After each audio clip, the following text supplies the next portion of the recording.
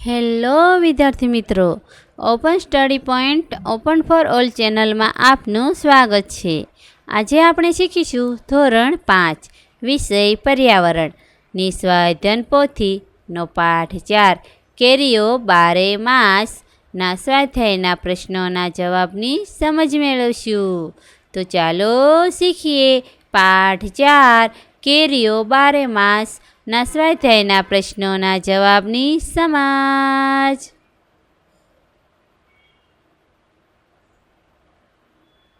પ્રશ્ન ક્રમ 1, નીચેના પ્રશ્નોના જવાબ લખો. સવાલ 1, તમે આજે શું જમ્યા છો? જવાબ, અમે આજે બટાકાનું શાક, રોટલી, દાળ ભાત, સલાડ, પાપડ અને છાશ જમ્યા. 2, તમે ગઈકાલે સાંજે શું જમ્યા હતા? હું ગઈકાલે સાંજે ખીચડી, દૂધ, રોટલો અને રીંગણનું શાક જમી હતી. 3, તમે ગઈકાલે સાંજે જમ્યા હતા તે બાકી વધેલું ભોજન આજે સાંજે જમવા માટે પીરસાય તો તમને કેવો અનુભવ થાય? ગઈકાલે સાંજનું વધારાનું ભોજન આજે સાંજે જમવા માટે પીરસાય તો તે ભોજન વાસી હોવાથી ભાવતું નથી કે ક્યારેક જો બગડવાની તૈયારીમાં હોય તો વાસ પણ આવે છે. 4, તમે વાસી ખોરાક શા માટે ખાતા નથી? વાસી ખોરાક ખાવાથી શરીરને નુકસાન થાય છે, ઉપરાંત પેટમાં દુખાવો, ઝાડા ઉલટી જેવા રોગો થાય છે.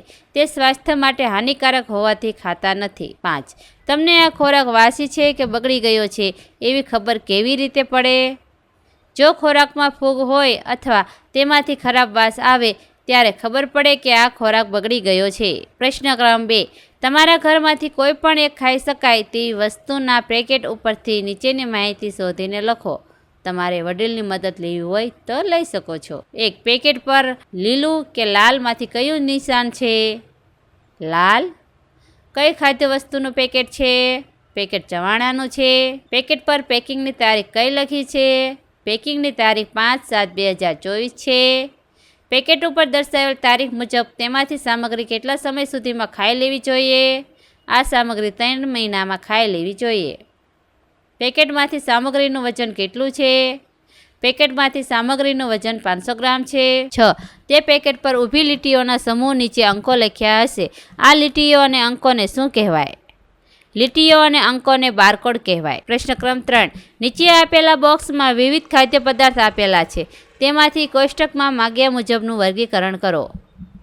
અહીં ખાદ્ય પદાર્થોના નામ આપેલા છે. ખીચડી, સુખડી, શાક, પૂરી, કેળાની વેફર, કેરીનું અથાણું, છાશ, રોટલી, મમરા, બટાકા પૌવા, દહીંવડા, પુડલા, ગોળ પાપડી, દાળ ભાત, લીંબુ શરબત, ઢોસા, ચટણી, પાપડ, દૂધ, પોપકોર્ન, ચવાણું, જ્યુસ, ચેવડો અને નૂડલ્સ. કઈ ખાદ્ય સામગ્રી આજે જ ખાઈ જવી પડશે? ખીચડી, શાક, પૂરી, રોટલી, બટાકા પૌવા, દહીંવડા, ઢોસા, નૂડલ્સ, પુડલા અને દાળ ભાત. કઈ ખાદ્ય સામગ્રી આવતીકાલે ખાઈ શકાશે? છાશ, લીંબુ શરબત, ધાણી, દૂધ, જ્યુસ, ચટણી, પાપડ, કેળાની વેફર. કઈ ખાદ્ય સામગ્રી 1 મહિના સુધી ખાઈએ તો ચાલે? સુખડી, મમરા, ગોળ પાપડી, ચવાણું, ચેવડો અને કેરીનું અથાણું. પ્રશ્ન ક્રમ 4, નીચેની પ્રવૃત્તિ કરીને આપેલા પ્રશ્નોના જવાબ લખો. આજે બનાવેલી થોડીક દાળ અથવા શાક એક નાની વાટકીમાં ભરો અને બરાબર જોઈ લો. સાંજે એને જુઓ અને ઘરમાં સાચવીને મૂકો. તેને ફેંકી ન દેવો. બીજે દિવસે સાંજે તમારે તેનું અવલોકન કરવાનું છે. તમે વાટકીમાં દાળ કે શાક ભર્યું ત્યારે તે કેવું હતું? ગરમ કે ઠંડુ? ગરમ. તમે ભર્યું ત્યારે શાક કે દાળની ગંધ કેવી હતી? વાટકીમાં શાક દાળ ભર્યું હોય ત્યારે જ તેની સારી સુગંધ હોય છે, કારણ કે ત્યારે જ બનાવ્યા હોય છે. તેથી જેવી દાળ શાકની સુગંધ આવતી હોય તે જ રહે છે.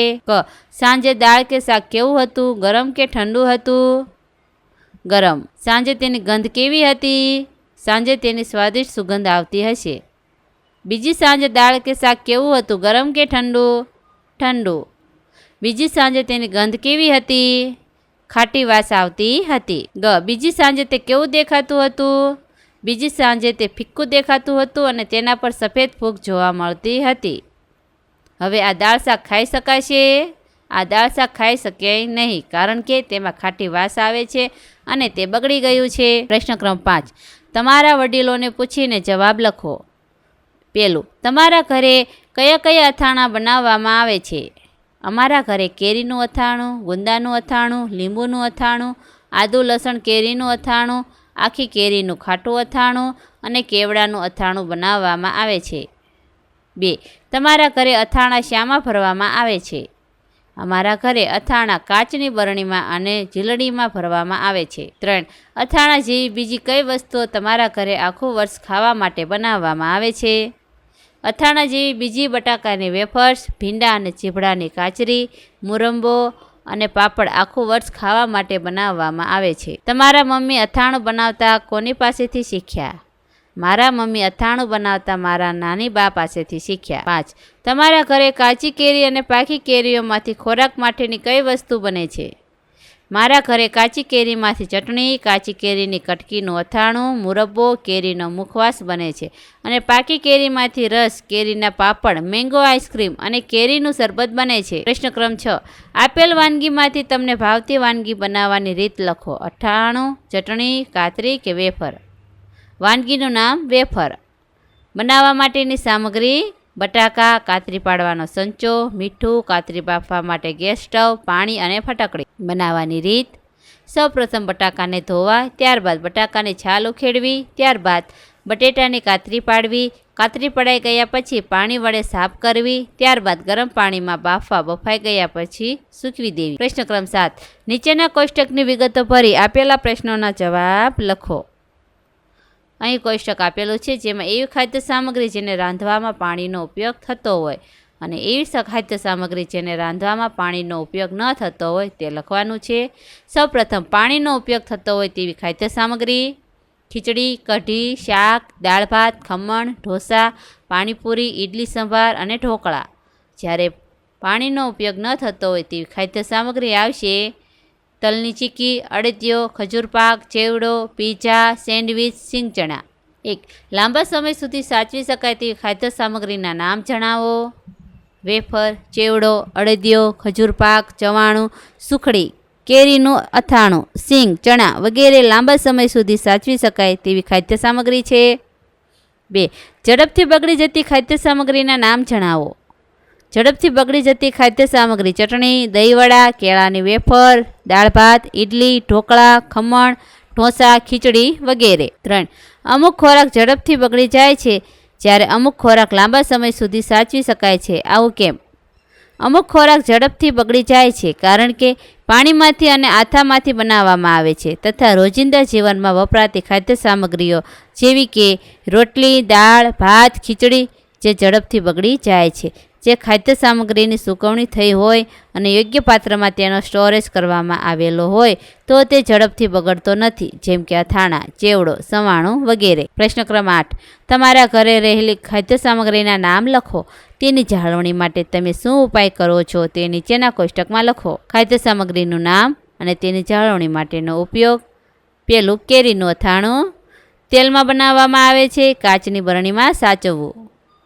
ત્યારબાદ આમળા, મીઠામાં રાખીને, મુરબ્બોનો છૂંદો, ખાંડની ચાસણીમાં રાખીને, પાપડ સૂકવણી કરીને, કાતરી, મુખવાસ શેકીને, કેરીના ટુકડા ફ્રીજમાં સ્ટોર કરીને.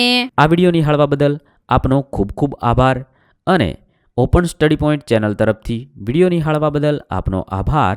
આવા બીજા વિડીયોઝ નિહાળવા માટે અમારી YouTube channel open study point અત્યારે જ સબસ્ક્રાઈબ કરો.